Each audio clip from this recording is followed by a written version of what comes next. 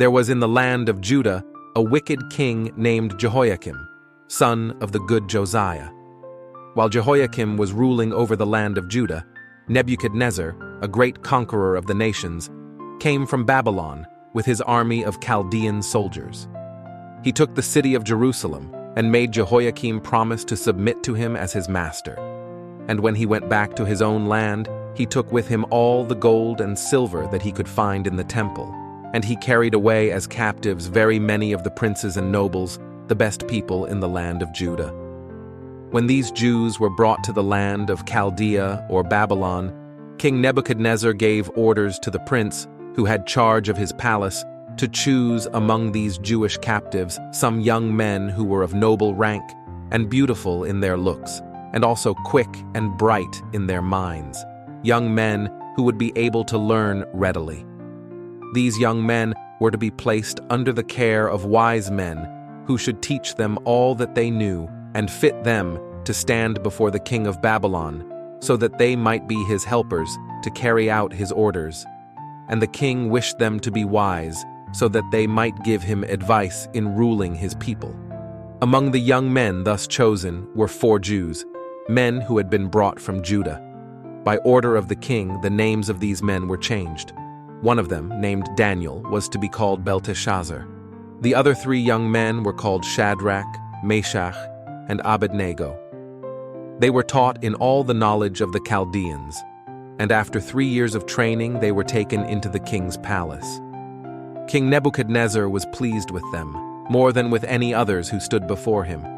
He found them wise and faithful in the work given to them, and able to rule over men under them.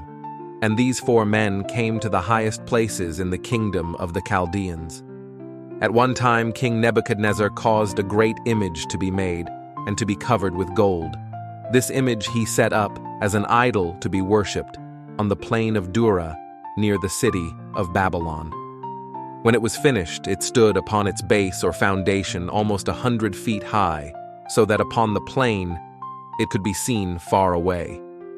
Then the king sent out a command for all the princes and rulers and nobles in the land to come to a great gathering, when the image was to be set apart for worship.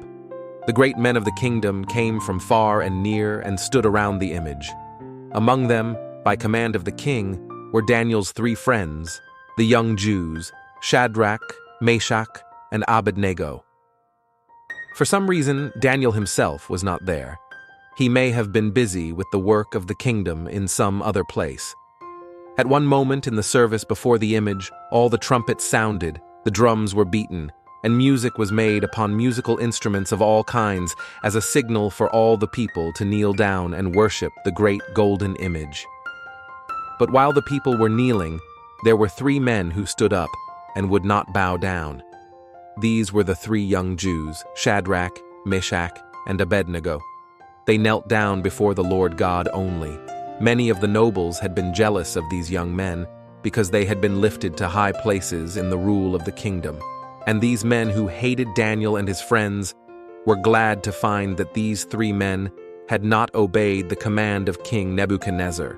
The king had said that if anyone did not worship the golden image, he should be thrown into a furnace of fire. These men who hated the Jews came to the king and said, "O king, may you live forever. You gave orders that when the music sounded, everyone should bow down and worship the golden image, and that if any man did not worship, he should be thrown into a furnace of fire. There are some Jews, whom you have made rulers in the land, who have not done as you commanded. Their names are Shadrach, Meshach, and Abednego. They do not serve your gods, nor worship the golden image that you have set up." Then Nebuchadnezzar was filled with rage and fury at knowing that anyone should dare to disobey his words. He sent for these 3 men and said to them, "O Shadrach, Meshach, and Abednego, was it by purpose that you did not fall down and worship the image of gold? The music shall sound once more, and if you then will worship the image, it will be well. But if you will not, then you shall be thrown into the furnace of fire to die." These 3 young men were not afraid of the king. They said, "O King Nebuchadnezzar, we are ready to answer you at once. The God whom we serve is able to save us from the fiery furnace, and we know that he will save us. But if it is God's will that we should die, even then you may understand, O king, that we will not serve your gods, nor worship the golden image." This answer made the king more furious than before. He said to his servants, "Make a fire in the furnace hotter than ever it has been before, as hot as fire can be made, and throw these 3 men into it." Then the soldiers of the king's army seized the 3 young Jews, as they stood in their loose robes, with their turbans on their heads. They tied them with ropes and dragged them to the mouth of the furnace and threw them into the fire. The flames rushed from the open door with such fury that they burned even to death the soldiers who were holding these men. And the men themselves fell down, bound into the middle of the fiery furnace. But an angel befriended them, and they were unhurt. King Nebuchadnezzar stood in front of the furnace and looked into the open door. As he looked, he was filled with wonder at what he saw, and he said to the nobles around him, "Did we not throw 3 men bound into the fire? How is it then that I see 4 men loose walking in the furnace, and the 4th man looks as though he were a son of the gods?" And the nobles who stood by could scarcely speak, so great was their surprise.